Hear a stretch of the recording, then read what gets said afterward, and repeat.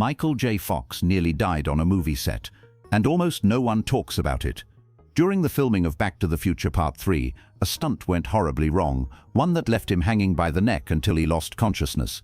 But as terrifying as that moment was, it wasn't the darkest fight of his life. Behind the cameras, Fox was hiding a secret battle that threatened to destroy everything he had worked for. From near-death experiences to crushing rejections, shocking revelations, and world-changing comebacks, this is the untold story of how Michael J. Fox rewrote his destiny. On the dusty set of Back to the Future Part 3, Michael J. Fox insisted on making a hanging scene look more authentic. He stepped off the safety box, trusting he could keep the rope loose with his hands, but he miscalculated. The rope tightened around his neck, cutting off the flow of blood to his brain. Within seconds, he lost consciousness. For several terrifying moments, he dangled lifelessly in front of the cameras, while the crew assumed he was simply acting. Only when director Robert Zemeckis realized something was wrong did they rush to cut him down. Fox woke up shaken, with no memory of the seconds that passed while his brain starved of oxygen.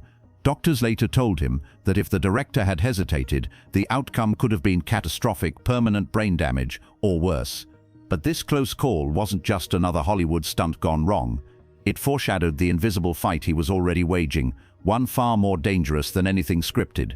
Because while the cameras captured Fox as the bright, witty star of his generation, behind the scenes his body was betraying him in ways he didn't yet understand, and his real battle had only just begun.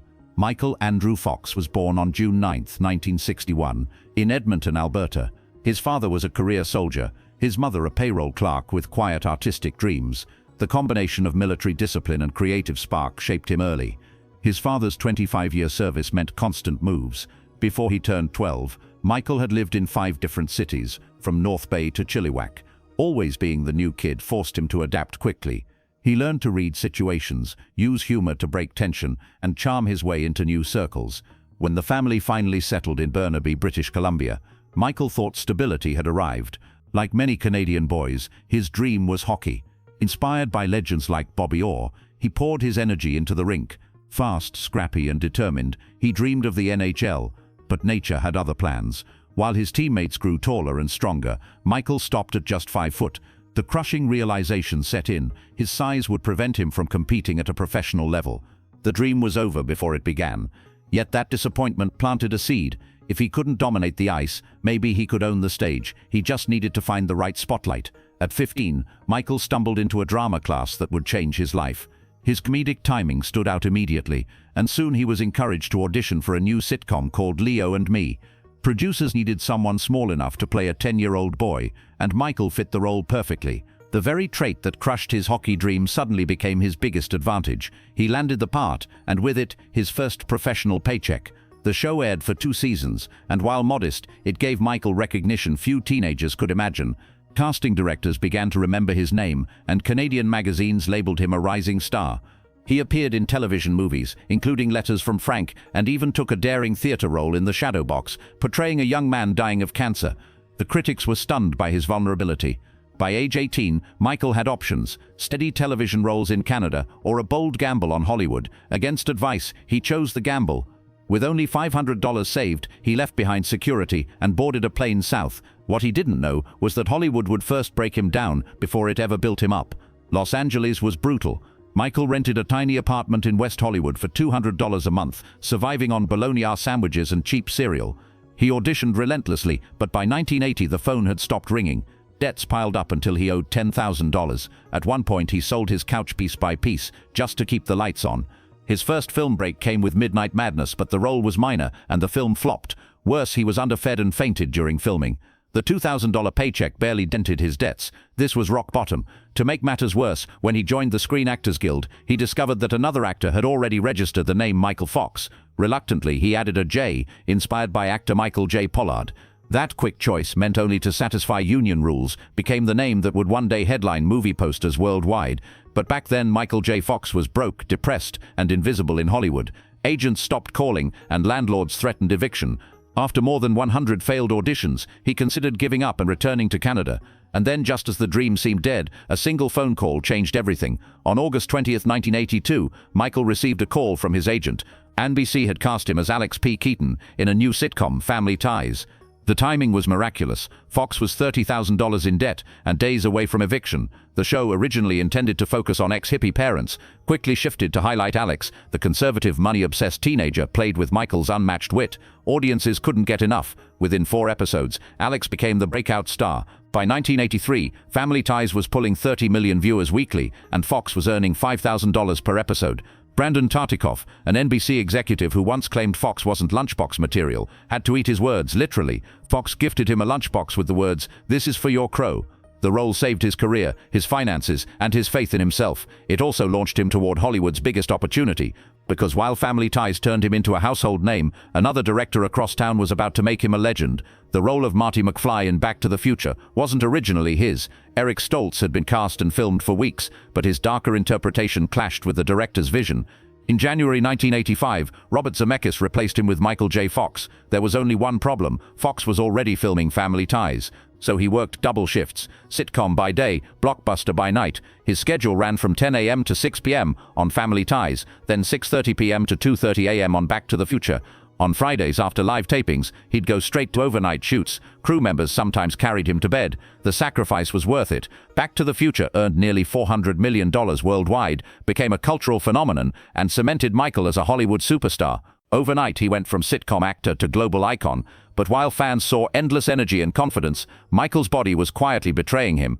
A hidden struggle was already beginning, one that no amount of fame could protect him from. In 1991, while filming Doc Hollywood, Michael noticed a twitch in his left pinky.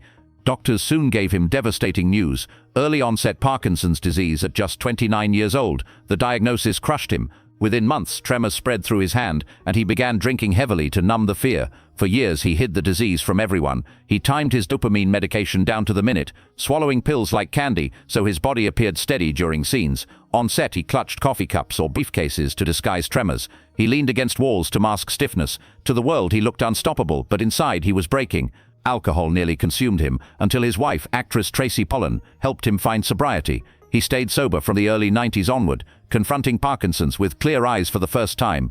Still, the secret weighed heavily. For 7 years he battled silently, fearing the career-ending consequences of revealing the truth. Eventually, it became impossible to hide. Paparazzi caught glimpses, fans began asking questions, and Michael made the bravest decision of his life: to go public.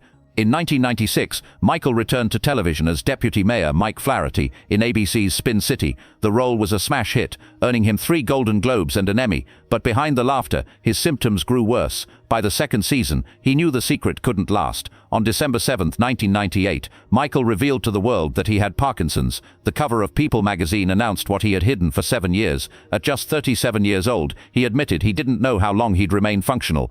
Instead of backlash, the reaction was overwhelming support. Fans, colleagues, and strangers sent messages of encouragement. Spin City thrived, with audiences embracing Michael's resilience.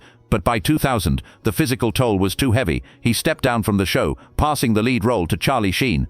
Though he left weekly television, Michael wasn't stepping away from the fight. In fact, he was about to lead one of the most impactful campaigns in medical history. In 2000, Michael launched the Michael J. Fox Foundation for Parkinson's Research. At first, it was one man's attempt to fight back against the disease. Within years, it became the largest private funder of Parkinson's research in the world. Unlike traditional charities, the foundation directly funded promising scientists, speeding up research and bypassing red tape. By 2023, it had raised over $2 billion, funding breakthroughs that governments couldn't match. One of the biggest came in 2023, when researchers announced a biomarker test capable of detecting Parkinson's with 93% accuracy. For the first time in history, doctors could spot the disease years before symptoms appeared. The discovery changed clinical trials forever, making research faster and cheaper. The FDA even endorsed the breakthrough in 2024. Michael's foundation wasn't just supporting research, it was rewriting the future of medicine. Even as his health declined, Fox continued raising funds and inspiring massive campaigns. From Nike raffles raising millions to cross-ocean endurance challenges, his name became synonymous with hope. Parkinson's patients worldwide looked to him not just as an actor, but as their most fearless advocate. Michael didn't stop at advocacy. He became a celebrated author, with bestsellers like Lucky Man and Always Looking Up. His audiobooks earned Grammy nominations, with one even winning Best Spoken Word Album. His writing revealed the humor, pain, and grit behind his optimism, inspiring millions who faced their own struggles. Despite frequent surgeries, falls, and declining mobility, Michael kept returning to the screen. Guest appearances on Rescue Me, The Good Wife, and Curb Your Enthusiasm proved he could still captivate audiences. In 2025, he even returned to television in Shrinking, marking his resilience decades after his diagnosis. That same year, he received the Presidential Medal of Freedom, the nation's highest civilian honor, for his contributions to entertainment and medical research. It was the ultimate recognition of a life that had redefined both Hollywood and science. At 64, Michael admits Parkinson's makes every day harder, yet he still jokes, still smiles, still pushes forward. As Ryan Reynolds once said, he falls because he isn't afraid to fly. Michael J. Fox's story is one of reinvention, survival, and defiance. From a Canadian kid chasing hockey dreams, to Hollywood's brightest star, to a man battling Parkinson's in front of the world, his journey is both heartbreaking and inspiring. He could have disappeared when the diagnosis came. He could have let fear silence him. Instead, he built a foundation that changed medicine, wrote books that gave people courage, and proved that optimism can be a weapon as powerful as science itself. His movies remain timeless. His activism continues to reshape research, and his humor, even in the face of decline, reminds the world that strength doesn't mean avoiding hardship, it means standing tall anyway. Michael J. Fox didn't just survive Parkinson's, he transformed it into a platform that gave millions hope. Time may have tried to break him, but like Marty McFly, he proved that the future can always be rewritten.